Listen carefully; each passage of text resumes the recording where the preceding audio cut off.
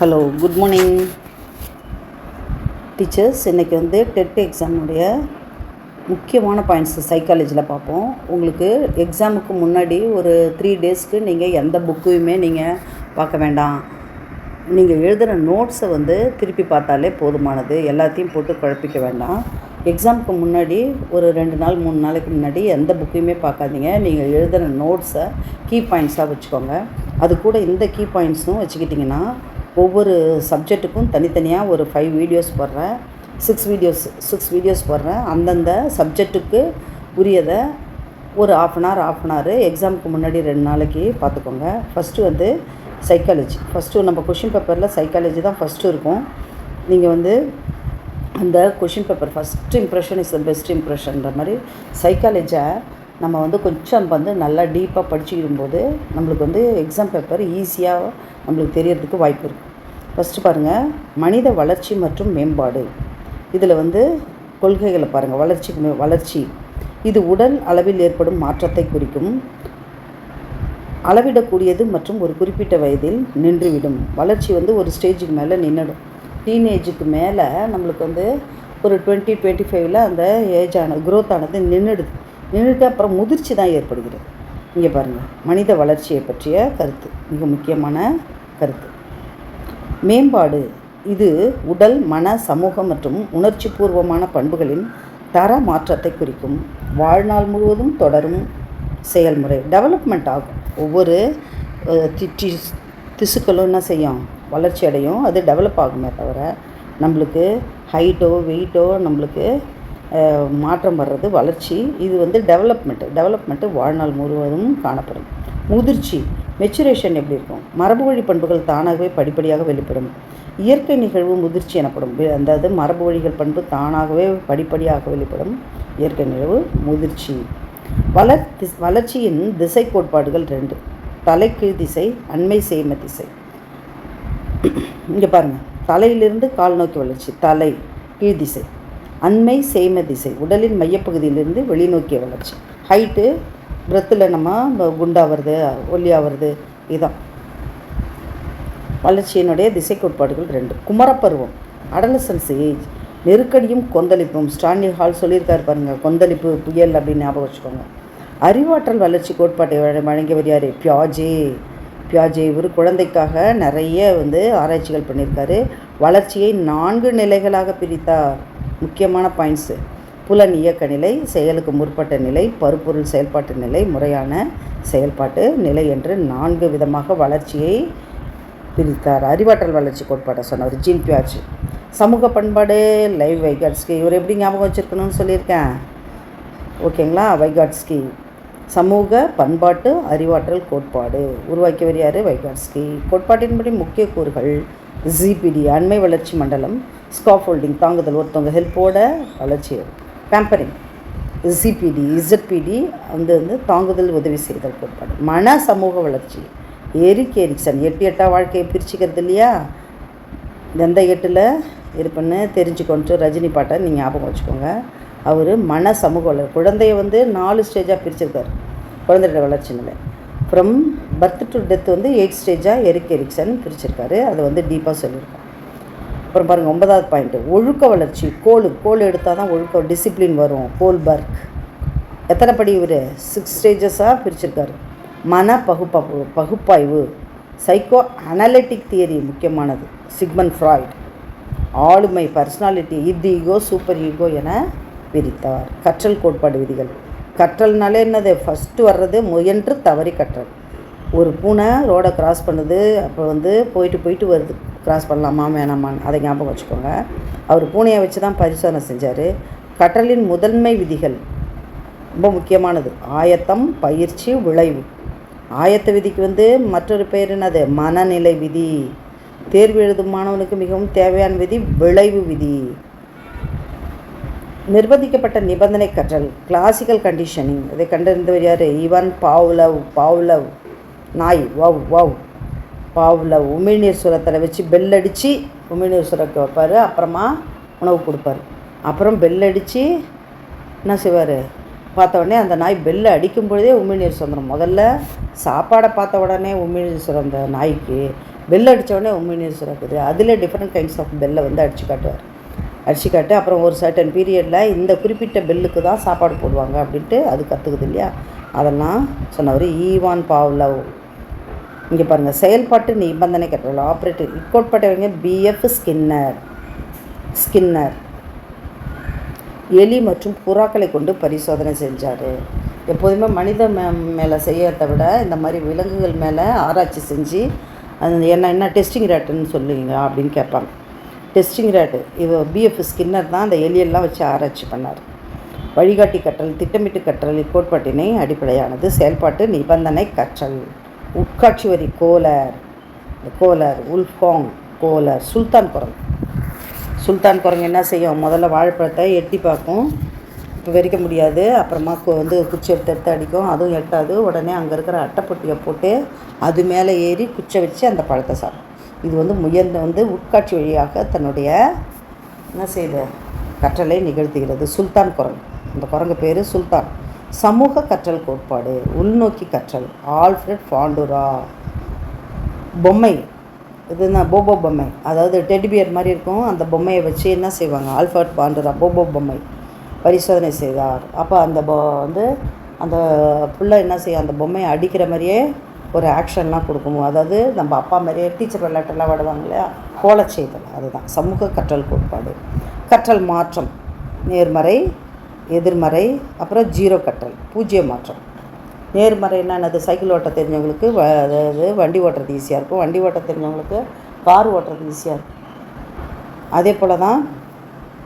ஆனால் சைக்கிள் ஓட்ட தெரிஞ்சவங்களுக்கு சமையல் வேலை ஈஸியாக இருக்கும்னு சொல்ல முடியாது. அது ஒரு கற்றல் இன்னொரு கற்றலுக்கு உதவியாக இருக்கிறது, இன்னொன்று உதவி இல்லாமல் இருக்கிறது, எந்த மாற்றமும் ஏற்படுத்தாது. அந்த மாதிரி கற்றல் மாற்றத்தை என்ன செஞ்சாங்க, 3 வகைப்படுத்தினாங்க.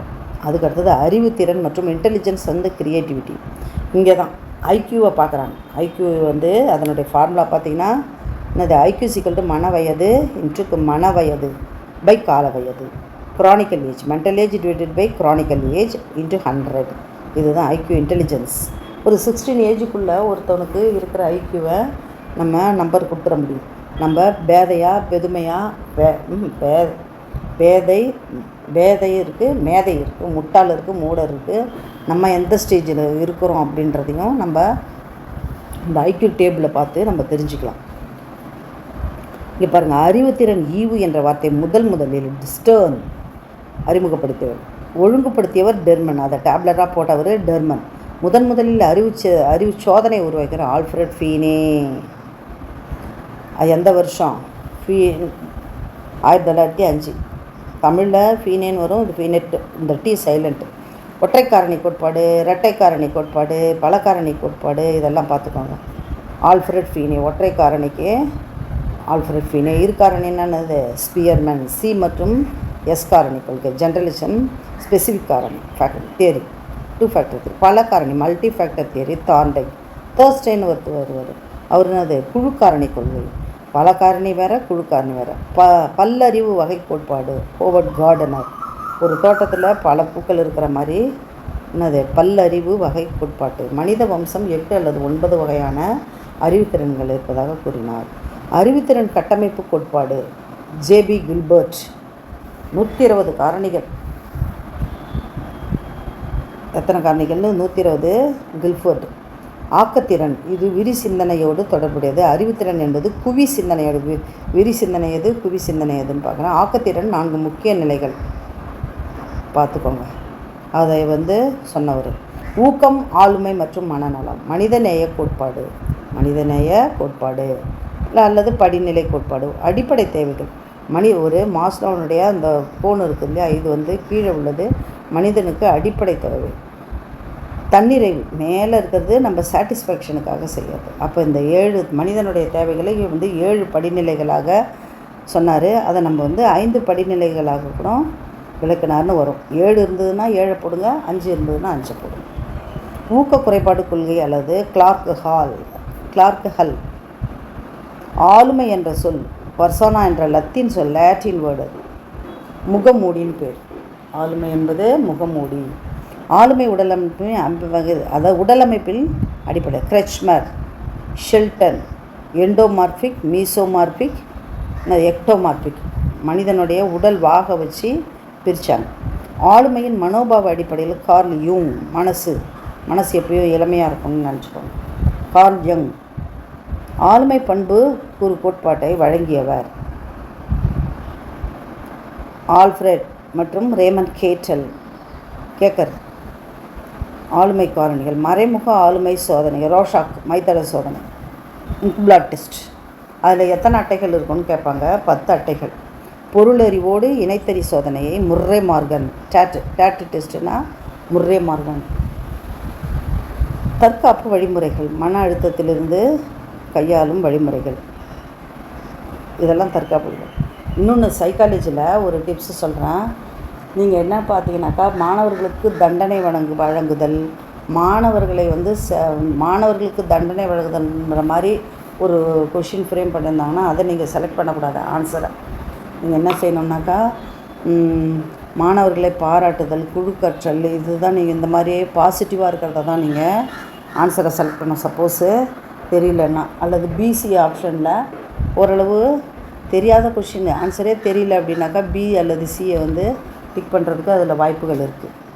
அதுக்கடுத்து பாருங்கள், சீட்டு கிடைக்காத நரி திராட்சை பழம் புளிக்கும் என்று கூறுவது. இங்கே பாருங்கள், காரணம் காட்டுதல், அதாவது என்னது, சிச்சி இந்த பழம் புளிக்கும்னு சொல்லுவாங்க இல்லையா, அந்த அர்த்தம். நினைவாற்றல், கவனிப்பு, கற்பித்தல் என்னென்ன கீ பாயிண்ட்ஸ் இருக்குன்னு பார்ப்போம். ஹெர்மன் எப்பிங்காஸ்னாலே மறதி கோட்பாடு வரைபடத்தை உருவாக்கியவர். நினைவாற்றலுடைய 3 நிலைகள்: என்கோடிங், ஸ்டோரேஜ், மீட்டறிதல். வேறு ஏதாவது ஒன்று கொடுத்து எது இதில் பொருத்தம் இல்லாததுன்னு கேட்பாங்க. இப்போ என்கோடிங் வந்து நினைவாற்றலை வலுப்படுத்துறது, ஸ்டோரேஜ், மீட்டறிதல்லாம். குறுகிய கால நினைவாற்றல், ஷார்ட் டேர்ம் மெமரி, கஜினி படத்தில் வர்ற மாதிரி. இதை கண்டறிந்தவர் ஜார்ஜ் மில்லர். 39 பாருங்கள். முன்னர் கற்ற ஒன்று தற்போது கற்பதை தடுக்குது அப்படின்னா முன்னோக்கு தடை. தற்போது கற்கின்ற ஒன்று முன்னர் கற்றதை வந்து ரீகால் பண்ண முடியாது, அது மறந்துடும். இதை படித்தா அது மறந்துடும். நம்ம எல்லாருக்குமே அப்படி தான் இருக்குது. ஆனால் வந்து அந்த இதுக்கெல்லாம் என்ன ரீசன்னு கண்டுபிடிச்சிருக்காங்க. முன்னோக்கு தடை, பின்னோக்கு தடை. 40வது பாயிண்ட் பாருங்கள், கவனவீச்சுனாலே டாச்சிஸ்டாஸ்கோப்.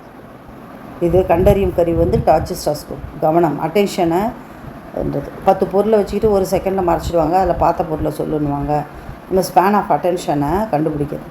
பாடத்திட்ட தயாரிப்பில் 5 ஹெர்பார்ட்டினுடைய படிநிலைகள்: ஆயத்தம், சமர்ப்பித்தல், ஒப்பித்தல், பொறுமைப்படுத்துதல், பயன்பாடு. ஃப்ரெடரிக் ஃப்ரெபல். மாண்டிசோரினாலே மரியா மாண்டிசோரி. டால்டன் திட்டம்னா பர்ஹஸ்ட் கல்வி முறையை உருவாக்குவார், ஆய்வக கல்விமுறை. செயல்வழி கற்றல் மற்றும் ப்ராஜெக்ட் முறைக்கு வந்து கில்பாட்ரிக். கற்பித்தல் நோக்கங்களின் வகை, ப்ளூமினுடைய தியரி ரொம்ப முக்கியமானது கற்பித்தலுக்கு. அதுவும் இல்லாமல் நம்ம டீச்சர்ஸாக இருக்கிறதால ப்ளூமின் தியரிஸை படிச்சுக்கணும். 3 முக்கிய டொமைன்ஸ் இருக்குது. அதில் என்னென்ன டொமைன்னாக்கா, cognitive, affective and psychomotor domain. இதுதான் அந்த ப்ளூமினுடைய டொமைன்ஸ். நுண்ணிலை கற்பித்தல், ஃபிட் ஆலன். இதன் சுழற்சி நேரம் 36. மைக்ரோ டீச், நம்ம டீச்சர் ட்ரைனிங் படிக்கும்போது ஒரு 10 மினிட்ஸ் எடுப்போம் இல்லையா, அதுதான் 36 நிமிஷங்கள். ஆக்கப்பூர்வ கற்றல் அனுபவம் முக்கியத்துவம் அளித்த உள்ளவர் பியாஜே. வைகாட்ஸ்கி மற்றும் ஜெரம் ப்ரூனர் வந்து கண்டறிந்தது கற்றல் முறை. லாஸ்ட் பாயிண்ட் பாருங்கள், பயண வழி கல்வி, உள்ளடக்கிய கல்வி என்பது மாற்றுத்திறனாளி குழந்தைகள். உள்ளடக்கிய கல்வின்னா என்னது, அவங்களால வர முடியாது அந்த பிள்ளைகளையும் சேர்த்து அவங்களுக்கான பாடத்திட்டத்தையும் உருவாக்குறது தான் உள்ளடக்கிய கல்வி. கற்றல் குறைபாடுகள், டிஸ்லெக்சியா, டிஸ்கால்குலியா, டிஸ்கிராஃபியா. இது 3 டிஸ்லெக்சியா, படிக்கிறதுல மாற்றி படிக்கிறது. கால்குலியா, கணக்கை மாற்றி போடுறது. கிராஃபியா, எழுதுறதுல குறைபாடு. இந்த சைக்காலஜி கொஷின்ஸை பாருங்கள், நல்ல வெற்றியை பெறுங்கள். ஒரு தடவைக்கு 2 தடவை படித்து பாருங்கள். டைம் எடுத்துக்கோங்க ஆன்சர் பண்ணுறதுக்கு, ரொம்ப டைம் எடுத்துக்காதீங்க. அதனால் நல்லா வெற்றி பெறுங்கள். இதனை தொடர்ந்து நான் 5 வீடியோஸ் போடுவேன். இது ஒரு வீடியோவாக சைக்காலஜி. அதுக்கடுத்தது தமிழுடைய ஷார்ட் பாயிண்ட்ஸு, கீ பாயிண்ட்ஸுக்கு ஒன்று, இங்கிலீஷுக்கு தனியாக, மேக்ஸுக்கு தனியாக, சயின்ஸு அண்டு சோஷியலுக்கு தனித்தனியான வீடியோஸ் போடுவேன். அதுவும் இல்லாமல் நான் யூஸ் பண்ணுற பொருள்ஸ் எல்லாம் டிஸ்கிரிப்ஷனில் லிங்காக கொடுத்துருக்கேன், தேவைப்படுறவங்க வாங்கிக்கோங்க. Thank you teachers. நல்லா எழுதுங்க. இந்த சைக்காலஜி கொஷின்ஸு, மேக்ஸ் கொஷின்ஸு உங்களுக்கு ஏதாவது யூஸ்ஃபுல்லாக இருந்தது, எக்ஸாம் டைமில் ஹெல்ப்பாக இருந்ததுன்னா மறுபடியும் நம்மளுடைய சேனலுக்கு வந்து கமெண்ட் பாக்ஸில் யூஸ்ஃபுல்லாக இருந்ததுன்னா போடுங்க. உங்களுக்கு எப்படி இருந்ததுன்னு கமெண்ட் பாக்ஸில் போடுங்க. கொஷின்ஸ் எல்லாம் யூஸ்ஃபுல்லாக இருக்கா படிக்கிறதுக்கு அப்படின்ட்டு. Thank you teachers.